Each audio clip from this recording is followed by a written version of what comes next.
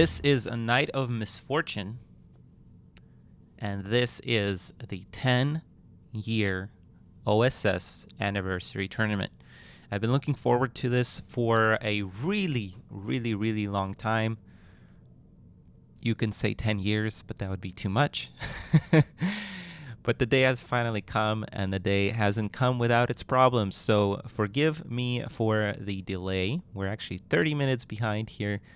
I'm really sorry, but there's 64 players in this tournament. There is a $1,500 prize pool with $500 going to the number one player today. And we're only in the round of 64 between these two players. We're going to try and bring you as many games as we can. So we have three streams set up.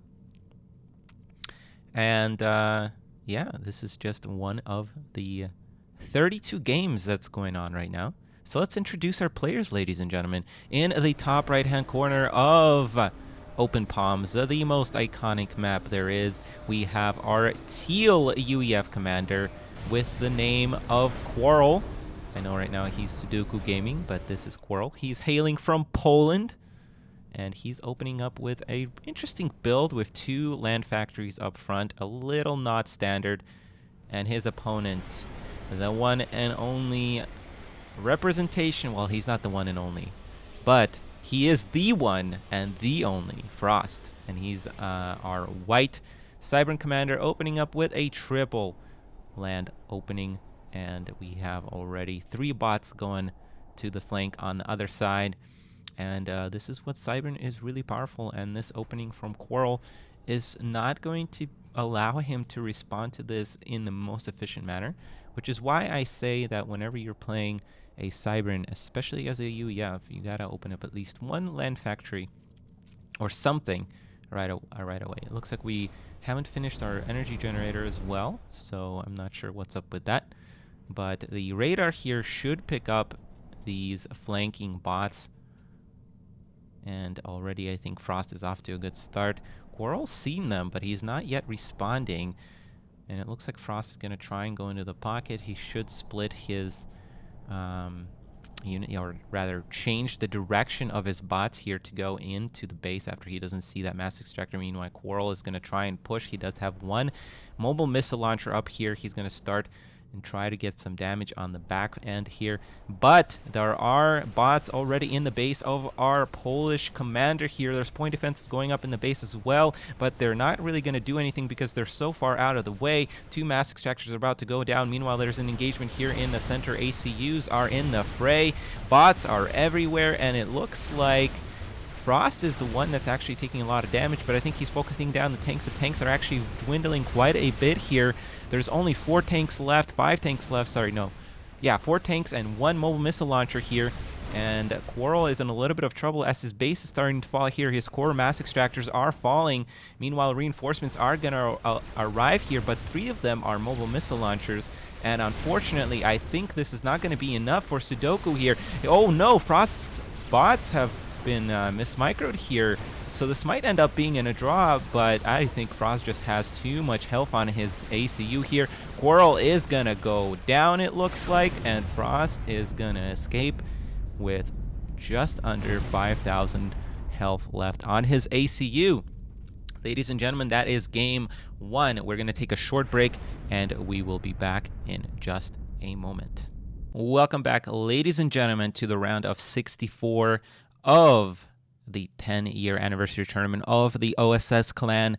I am Nite of Misfortune, bringing you game 2 on Turnydome, and we have a 1-0 lead for our American player. Let's introduce him. He is the one, the only Frost, opening up as the Cybern commander with 2 land factories, and it looks like there's an air factory getting queued up, so interesting mix-up here.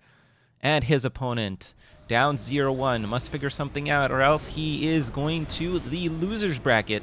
It is the one and only Kwarl, hailing from Poland as our teal UEF commander, and opening up with a triple land factory opening. So this is going to be a very aggressive opening, much more aggressive than what he did on map 1, but we have Titans coming out. That is very, very interesting. And that should actually be good for Frost, honestly. Titans are not as good as Loyalists. They are obviously fast, so they can put on a lot of pressure. So unless Frost messes up his positioning, which is even harder to do when you have air, I think this is okay for Frost. But we'll see. Kwarl can definitely do some damage here if he picks up a Mass Extractor or two. This will get hairy because Frost opened up with a little bit of a more of a greedy build where he's expanding like crazy, and also he has 3 land factories. So this is very, very greedy. Now, the important part is for him to realize that there's a bunch of Titans coming his way, and Kwarl is actually not even expanding. That is very interesting. He will see this, though.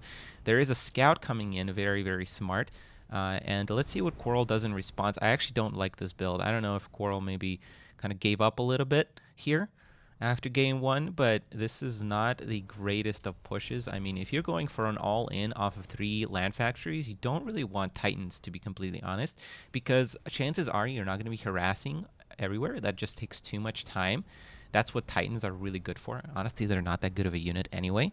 But you're not going to be harassing around here, there, everywhere. You're going to be pushing because that's your one and only push. You have to do it before your opponent sets up point defenses and things like that. So you really want tanks and more higher power, more health.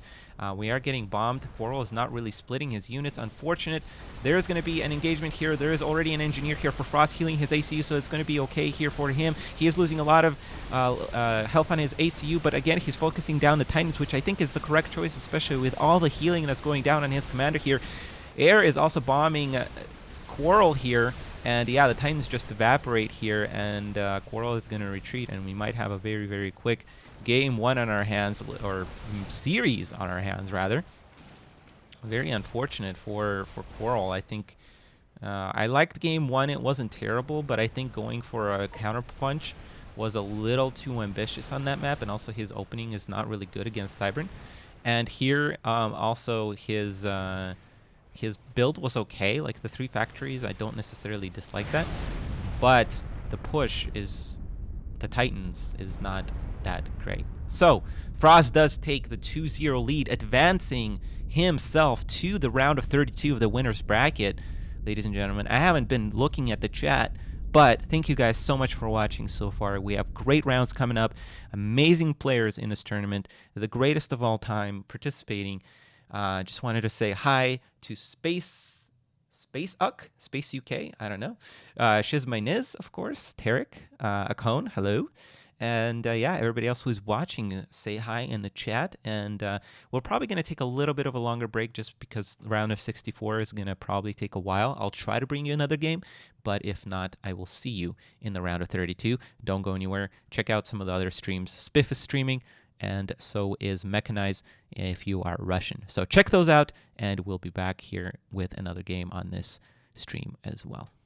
If you're still watching, give a thumbs up to this video. If you liked the video, leave a comment. If you loved the video, please subscribe. And if you are blown away by it, check out my Patreon page. This has been Nite. Take care and peace out.